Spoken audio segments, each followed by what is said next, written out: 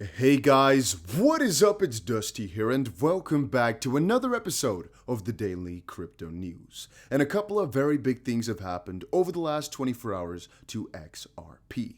And also, obviously, Ripple, because there's some update in the lawsuit. Now, the long story short is that the judge has finally made a positive decision regarding the emails. And if you're wondering what I'm talking about, this entire Ripple v. SEC lawsuit has mostly been a dispute of whether or not Ripple could have known, should have known things, and what the SEC discussed about crypto in the past. And, well, it all kind of converges into a question on whether or not right now XRP is security and whether or not they could have known. Let's just put it like that. The emails that kind of went through within the SEC regarding whatever statements the SEC made regarding crypto, specifically for a speech from William Hinman back in 2018, well, that's all pretty relevant, which the SEC tried to assert is not the case. They try to say, no, whatever we discussed here, it's all internal policy, or actually it's all for a personal opinion, but then they switched it up saying, no, it's all for a business purpose. It's so confusing, so ununderstandable. The judge obviously did not buy into the SEC shenanigans, but the SEC kept persisting, saying, no, it's not relevant, no, it's not relevant, no, it's not relevant. Now, after a very long time of this argument holding up quite well because the judge had to investigate all different hooks and corners, finally, there was a decision made. And again, it's very positive for Ripple. Now, guys, I don't ask you guys every single day, but right now, if you're excited about this, make sure you press that like button. I am dead on the inside, okay? I might look at you right now. You look pretty alive. Like, hey, things are doing good. Hey, let's go. It's actually because yesterday, XRP was up like 10%. So honestly, I was pretty excited. Right now, the Singapore time difference is absolutely destroying me. You guys can't see it right here, but it's in terms of making videos and stuff, it's getting very, very hard for me because I have a very busy schedule with everything that I have to do here in terms of business. Now, Judge Torres agreed with Judge Nedburn, the two different judges for the different phases, on every single issue related to the Hinman emails. Relevance, so, are the emails relevant? Check, that's good. Am I in the screen? I am, all good. Attorney-client privilege? Check. Deliberative process privilege? Check. She basically went over all these different points. Some days I'm proud of this profession. Turn over the emails. As again, to kind of make reference, breaking, yesterday, 12.4 thousand likes. That was huge. Judge Torres overrules the SEC's objections and orders the SEC to turn over the Hinman documents. We are basically, from this point on forward, going to get all the hidden emails that the SEC did not want the public to get. And most likely, for as far as we know, this is going to have a lot of different insights as to, again, I think the SEC will try to fight this as much as possible. I don't know to what extent they still can. But it's going to showcase all the things the SEC wanted to hide regarding their internal policy regarding crypto, right? How did they compare XRP to Bitcoin and Ethereum? How did they compare Ethereum to Bitcoin? What did they discuss about the status of Ethereum at some point in the past? All of this stuff was most likely, at least to some degree, pointed out when the email, or I guess the speech for William Hinman, the director of corporation finance at the SEC, was drafted. And it's rather important. So yeah, it's a very, very big deal. You can obviously see how excited the entire community was to get this ruling out there. Matt Hamilton asked James, they've been asked several times for these documents. What happens now if they still don't comply? And James says, Matt, they could also file a motion asking the judge to reconsider her decision, which would delay things further, which I'm assuming that they will. I hope this does not play out loud. But at the end of the day, we know now that the judge has ordered on multiple different occasions for the SEC to hand this over. They kept trying to overrule. And this time around, they might try, like they always do. It's quite logical. But I don't think that the judge is going to buy into it, every single time. At some point, she's got to go out and admit that just Ripple, or I guess the public, deserve to see these documents. Or rather, that we should at least consider whatever was said in terms of policy, and that their double standard of saying, no, there was DPP, no, there was attorney-client privilege, but it's kind of both, but it's kind of neither. It doesn't really make a whole lot of sense, and so they should be held accountable for either lying or trying to, I guess, make fun of the judge for saying, hey, I know we said one thing in the past, right? But right now, let's just act as if we never said that, and act like you're just a stupid fool, and let's just completely turn it 180.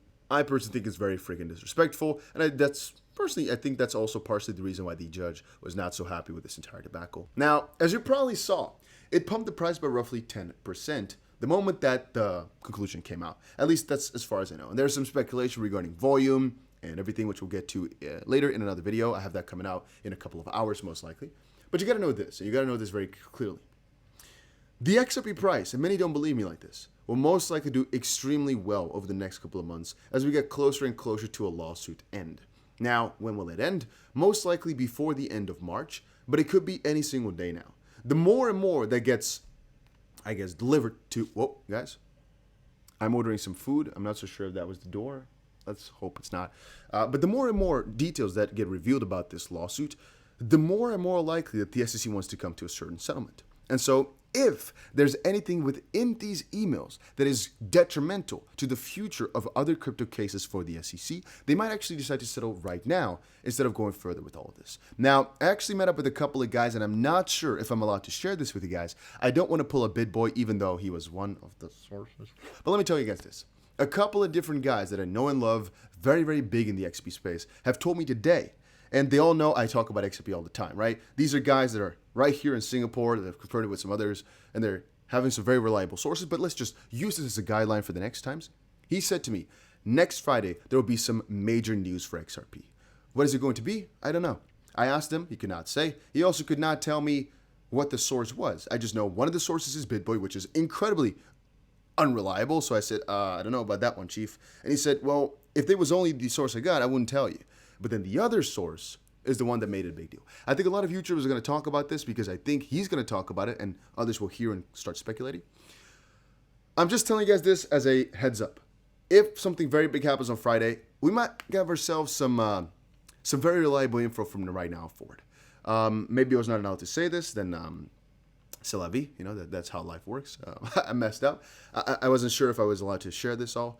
But maybe nothing happens, and that's why I want to make sure that we don't overhype this. I don't want to make an entire video talking about it. Just want to say somebody said that in the park. Let's say, I don't know how you say it in English. In Dutch, it's like in the wandelgangen. You heard it. I don't know what it is in English. You just heard it around, and we'll see whether or not it's true.